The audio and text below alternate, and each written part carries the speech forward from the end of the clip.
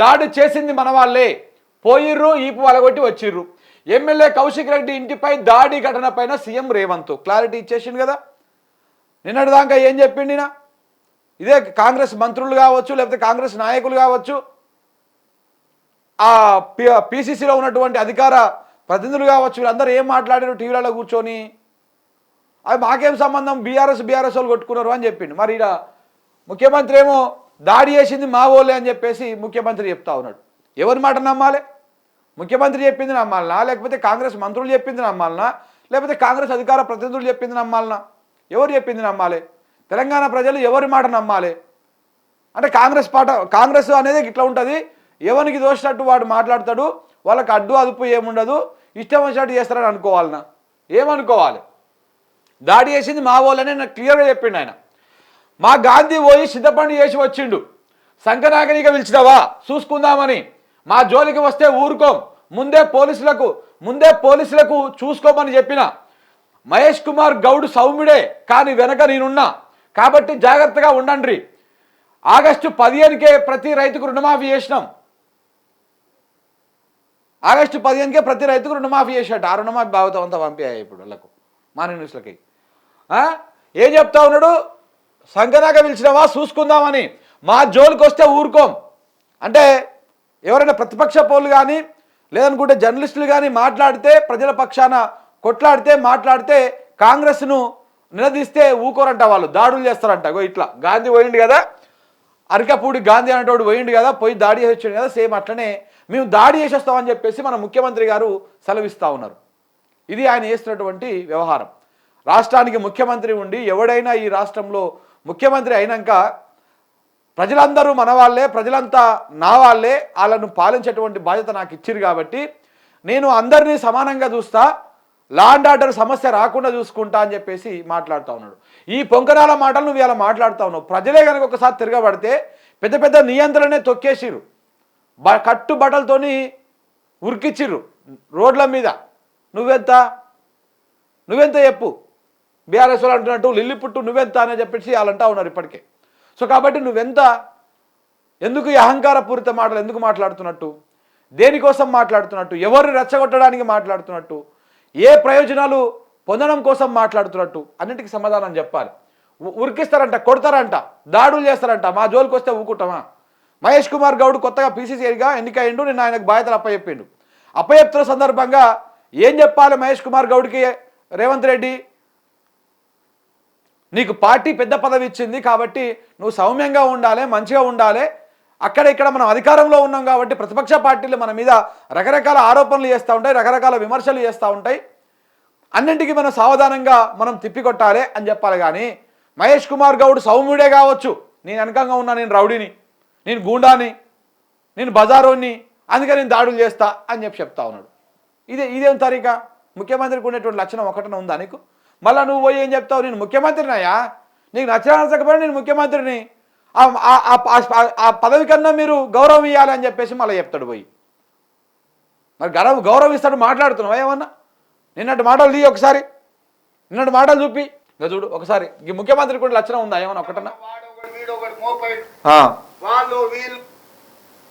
వాళ్ళ చెంచాగాళ్ళు కార్యకర్తల మీద కేసులు పెట్టాలను, కార్యకర్తల మీద దాడులు చేస్తామనే ప్రయత్నం చేస్తూ మన ఇంటికి వస్తామని చెప్పారు. కానీ మనవలే వాళ్ళ ఇంటికి పోయారు. చింతపండు అయినాకెత్తులు మా ఇంటికి వచ్చి తన్నీరు సంకనాకనిక విలువన్నా రాసు చూడు. ముఖ్యమంత్రికి ఉండే లక్షణం కానీ, ముఖ్యమంత్రి మాట్లాడే భాష గిట్లనే ఉంటుందా? తెలంగాణ ప్రజలారా మీరే చెప్పండి. ఇంత బేవార్స్ భాష, ఇంత లోఫర్ భాష, ఇలాంటి భాష ఏ ముఖ్యమంత్రి మాట్లాడాలి? కానీ మన ముఖ్యమంత్రి మాట్లాడుతూ ఉన్నాడు. ఇప్పుడు కేసీఆర్ కూడా 10 ఏళ్ళు ఉన్నాడు, కానీ మరీ ఇంత చిల్లరగా అయితే ఎప్పుడు మాట్లాడలేదయా. ఇప్పుడు చంద్రబాబు నాయుడు కూడా ఏపీకి 2 సార్లు సీఎం అయ్యిండు, ప్రత్యేక ఏపీకి కూడా. ఆయన కూడా ఎప్పుడు ఇంత చిల్లరగా మాట్లాడలే. జగన్మోహన్ రెడ్డి సీఎం అయ్యిండు, ఆయన కూడా చాలా హూందాగా ఉన్నాడు, ఎప్పుడు చిల్లరగా మాట్లాడలే. కానీ ద ఫస్ట్ టైము తెలుగు రాష్ట్రాల చరిత్రలోనే ఇంత చిల్లర ముఖ్యమంత్రిని, ఇంత చిల్లర భాష ముఖ్యమంత్రిని మనం చూస్తూ ఉన్నాం. అది రేవంత్ రెడ్డి గారు ఆయనకు ఒక పేజీ ఉంటుంది. సో కాబట్టి ఈయననే విద్వేషాలు రెచ్చగొడతా ఉంటాడు. వాడు వీడు సన్నాసి, డయర్లు విక్త, సంకనాక్త, ఏందా ఇవన్నీ? గిదా భాష అయినా మాట్లాడేది? గిదేనైనా భాష మాట్లాడేది? అంటారు స్టావ్ ముంగల్ నాగలట పోతే వెనక నాగలట వస్తుంది. ముఖ్యమంత్రి గిట్ట మాట్లాడినాక, ముఖ్యమంత్రి గీతీర్లా అబద్ధాలు చెప్పి గీతీర్లా ప్రజలు రెచ్చగొట్టినాక రే ఇంక నీ నాయకులు నీ మంత్రులు నీ ఎమ్మెల్యేలు ఎట్లా మాట్లాడతారు? వాళ్ళు వీళ్ళు వాళ్ళ చెంచాగాళ్ళు కార్యకర్తల మీద కేసులు పెట్టాలను, కార్యకర్తల మీద దాడులు చేస్తామని ప్రయత్నం చేస్తూ మన ఇంటికి వస్తామని చెప్పారు. కానీ మనోళ్ళే వాళ్ళ ఇంటికి పోయారు. చింతపండు వెనకెత్తురు, మా ఇంటికి వచ్చి తన్నీరు సంకనాకనికి విలువన్నా రా చూసుకుందామని. నేను వివరాలు పంపిస్తా. 2 లక్షల వరకు ప్రతి రైతుకు. ఇది కాదు ఇంకోటి, మహేష్ కుమార్ గౌడ్ సౌమ్యుడు అన్నది ఉందా లేదా? మహేష్ కుమార్ గౌడ్ సౌమ్యుడు నేను రౌడీని అని చెప్పి చెప్తా ఉన్నాడు ఆయన రేవంత్ రెడ్డి. సౌమ్యుడు ఆయన దాడులు గీడులు చేయమని చెప్పాడు. నేను రౌడీని, నేను గూండాని, నేను మొత్తం బజార్ నుంచి వచ్చినోనే కాబట్టి నేను దాడులు చేపిస్తాను, వెనకంగా నేనే ఉన్నా అని చెప్పేసి నిన్న ఆయన అదే బహిరంగ సభలో చెప్పడం జరిగింది. ముఖ్యమంత్రి అడ్డోడు ఇట్లా చెప్తాడు ఎవడన్నా? ఏనన్నా చెప్పంగా చూసిరా మీరు? కానీ నేను చెప్తాడు. మన దరిద్రం, మన దౌర్భాగ్యం, అది ఏం చేస్తాం చెప్పు. గట్ట తయారైంది. ఇక మహేష్ కుమార్ గౌడ్ సౌమ్యుడే కానీ నేను వెనుకున్నా కాబట్టి జాగ్రత్తగా ఉండండి. ఆగస్టు 15కే ప్రతి రైతుకు రుణమాఫీ చేసినాం, రాజీనామా చేస్తానన్న సన్నాసి ఏడవైండు, బట్టి నేను పాదయాత్ర. ఇంకా ఇది మాట్లాడదాం. ఆగస్టు 15కే ప్రతి రైతుకు రుణమాఫీ అయిపోయిందంట. ఏడున్నాయి రుణమాఫీ భాగవతం? ఒక్కసారి లెక్కలు చెప్తా మీకు, చూడండి లెక్కలు చెప్తా. రుణమాఫీ ఫస్ట్ ఏం చెప్పిరయ్యా? ఎన్నికల సమయంలో, ఎలక్షన్స్ సమయంలో ఏం చెప్పిండు? ఎన్నికల సమయంలో ఏం చెప్పిండు? ప్రతి రైతుకు 2 లక్షల వరకు రుణాలు మాఫీ చేస్తా అని చెప్పిండు. ప్రతి రైతుకు. అప్పుడు ఏ కండిషన్లు పెట్టలే. మాట్లాడుకుంటా ఎన్నికల ప్రచారంలో కానీ ప్రెస్ మీట్లలో కానీ మాట్లాడుకుంటా ప్రతి రైతుకు 2 లక్షలు రుణమాఫీ చేస్తాడు. అధికారంలోకి వచ్చినాక ఏం చేసిండు? తెల్ల రేషన్ కార్డు అది కూడా డిసెంబర్ 9 నాడే చేస్తా అని చెప్పిండు. సరే రాగానే చేయలేదు. మళ్ళీ దాన్ని ఆగస్టు 15కు పెట్టిండు. ఆగస్టు 15కు డేట్ లైన్ పెట్టిండు. ఆగస్టు 15కు పెడితే ఆగస్టు 15 నాడన ఏందా అంటే అది కూడా కాలేదు. సో ఈ మధ్య క్రమంలో ఎన్నిసార్లు మాట మార్చి చూడండి. రుణమాఫీ కావాలంటే ABN Andhrajyothi Radhakrishna, ABN Andhrajyothi RK అనేటువంటి ఒకడు ఉంటాడు. వాని ఓపెన్ హార్ట్లో కూర్చొని ఇదే రేవంత్ రెడ్డి గారు ఏం చెప్పారు? రేవంత్ రెడ్డి గారు రుణమాఫీ కావాలంటే 41,000 అవుతాయి, 41,000 కోట్లు అవుతాయి అని చెప్పేసి చెప్పిండు. అది అయిపోయినాక ఇందులోనే తర్వాత ఆడిడ మాట్లాడుతూ నా కడుపు నోరు కట్టుకుంటే 41,000 కోట్లు మాకు సంవత్సరంలో పెద్ద మ్యాటర్ ఏం కాదని చెప్పిండు. అది అయిపోయిన తర్వాత రఫ్ అండ్ రఫ్గా మళ్ళీ క్యాబినెట్ మీటింగ్ పెట్టి, అంటే గవర్నమెంట్ మీటింగ్ పెట్టి 31,000 కోట్లకు కుదించిండు దాన్ని. 31,000 కోట్లతో రుణమాఫీ చేస్తాము, మొత్తము 43 లక్షల మందికి రుణమాఫీ చేస్తాము అని చెప్పేసి, 43 లక్షల మంది రైతులకు రుణమాఫీ చేస్తామని చెప్పేసి ప్రకటించాడు. అదైపోయినాక ఎంతమందికి 31,000 కోట్లు కావాలి రుణమాఫీ కోసం అని చెప్పేసి చెప్పిండు.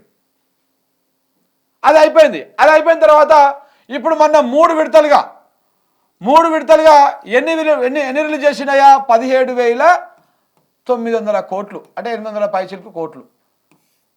మరి మిగతా ఆల్మోస్ట్ ఇంకా 13,000 కోట్లు ఎక్కడ పోయినాయి? ఎవడు మింగిండు? ఇవి ఎక్కడున్నాయో ఇప్పటికి ఎవరికి తెలియని ముచ్చట. అసలు ఈ పైసలు ఎక్కడ పోయినాయి ఇప్పటికి ఎవరికి అర్థమవుతలేదు. 13,000 కోట్లు ఎక్కడ పోయినాయి? ఎక్కడ 41,000 కోట్ల నుంచి 31,000 కోట్లకు అయింది. 17,000 కోట్లు 18,000 కోట్లు రిలీజ్ చేసి ఇంకా 13,000 కోట్లు పత్తా లేకుండా పోయినాయి. ఎక్కడ పోయినాయి ఆ పైసలు? ఇప్పటికీ రుణమాఫీ కానటువంటి వాళ్ళు బొచ్చడి మంది ఉన్నారు. ఇంకా చూపిస్తాం మీకు అది కూడా. చూడండి రుణమాఫీ ఎవరెవరికి కాలేదు చూడండి ఇక్కడ. ఇగో ఈ రైతులందరికీ చెప్పేది ఒకటి చేసేది ఒకటి. ఈయన ఎక్కడ చూస్తున్నాం ఆవిడ రుణమాఫీ కాలేదని ఆత్మహత్య. మేడ్చల్ జిల్లాలోని దుబ్బాకలో రైతు ఆత్మహత్య. రుణమాఫీ కాలేదని రైతు ఆత్మహత్య. జగిత్యాల ఆత్మహత్య యత్నం. మరి రుణమాఫీ అయితే ఈ రైతులందరూ చచ్చిపోతున్నారు. కౌలు రైతు ఆత్మహత్య చేసుకున్నాడు. పంట పెట్టుబడి 8 లక్షలు అప్పయిందని చెప్పేసి ఆయన కూడా ఆత్మహత్య చేసుకున్నాడు సెప్టెంబర్ నెలలోనే. ఇగో మంత్రి సొంతూరులో రుణమాఫీ పెద్దగా కాలేదంట, పెద్ద దండగా. జూపల్లి నీ జిల్లానే, ఉమ్మడి పాలమూరు జిల్లాలో కొల్లాపూర్ ఎమ్మెల్యే ఆయన ఊర్లో కూడా రుణమాఫీ కాలేదు. ఇక చూడ్రి కథ. ఇది ఎవరు రాసిరు? వస్తే ఇస్తామంటున్నారు. నాకు 6 ఎకరాల పొలం ఉంది, 2 లక్షల రుణం తీసుకున్నా, మాఫీ లిస్టులో నా పేరు లేదు, ఎందుకు లేదని సొసైటీ వద్దకు వెళ్ళి అడిగితే లిస్టులో వస్తే ఇస్తాం, రాలేదు అంటున్నారు. అధికారుల దృష్టికి తీసుకెళ్తే దరఖాస్తు చేసుకోవాలంటున్నారు. ఈ గోస మాకు అర్థం కావడం లేదు. మీరు చెప్పే 2 లక్షల రుణమాఫీ చేస్తే మాకు ఇదంతా దండగా ఉండదు, మాఫీ చేస్తామని చెప్పి చివరకు మా కడుపులో మంటలు పెట్టింది కాంగ్రెస్ ప్రభుత్వం అని చెప్పేసి బాలీశ్వరయ్య గౌడు రైతు పెద్దదగడ అనేటువంటి ఊరిలో ఉన్నటువంటి చెప్తున్నాడు. ఆయన మళ్ళీ దరఖాస్తు చేసుకోవాలంట. నాకు 5 ఎకరాల 12 గుంటల భూమి ఉన్నది. ఈయన కూడా అదే ఊరికి చెందినటువంటి శేపల సహదేవుడు అనేటువంటి రైతు. ఆయనకు బ్యాంకులో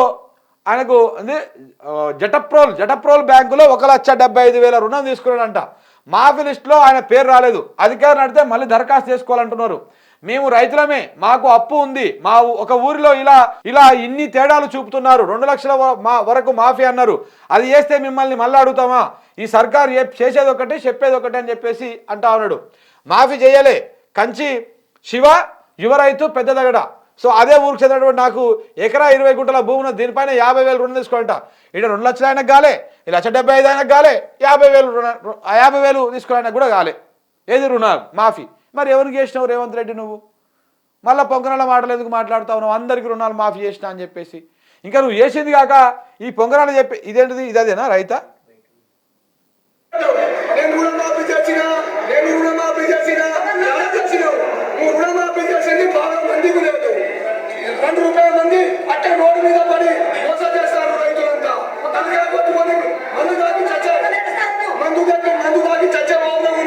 రైతులు ఏమంటారు చూస్తున్నావా? నువ్వు రుణమాఫీ చేస్తా అని గప్పాలు కొట్టుకుంటున్నావు కదా. నువ్వు ఎవరికి చేసినావు రుణమాఫీ, ఎవరికి చేయలేదు రుణమాఫీ అని చెప్పేసి ఈ ప్రభుత్వ కార్యక్రమం ఏదైతే ఏర్పాటు చేస్తుందో ఆ ప్రభుత్వ కార్యక్రమానికి పోయి ఆ రైతు మాట్లాడుతూ ఉన్నాడు. అంటే రుణమాఫీ అయినట్టా? ఇప్పుడు తెలంగాణ ప్రజలు మీరే చెప్పాలి, రుణమాఫీ అయినట్టేనా? కాలే. ఎందుకు ఇంకా డ్రామాలు ఎందుకు, ఇవన్నీ ఎందుకు? ఇంకా సిగ్గు లేకుండా చెప్తాను చూడు.